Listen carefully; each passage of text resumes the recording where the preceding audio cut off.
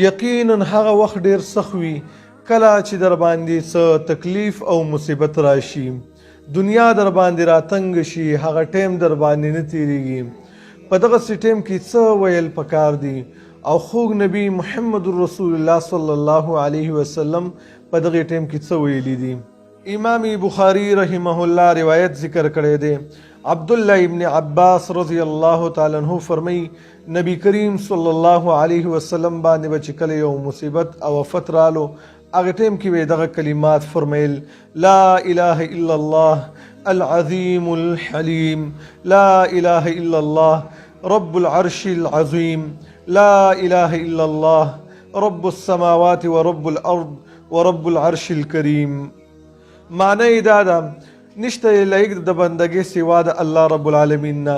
العظیم الحلیم هغه ذات چې لوی دی او صبرناک ذات دی. نشته لایق د بندګۍ سوا د الله رب العالمین نه چې رب د عرش لوی دی. نشته لایق د بندګۍ سوا د الله رب العالمین نه چې رب د اسمانونو او رب د ځمکې دی او رب د عرش عزتمند دی. نو چې کله در باندې مصیبت رالو، تکلیف رالو، په هغې ټیم کې دغه کلمات وایا، الله رب العالمین به سره مدد کوي او الله رب العالمین به دغه غم او مصیبت کموي.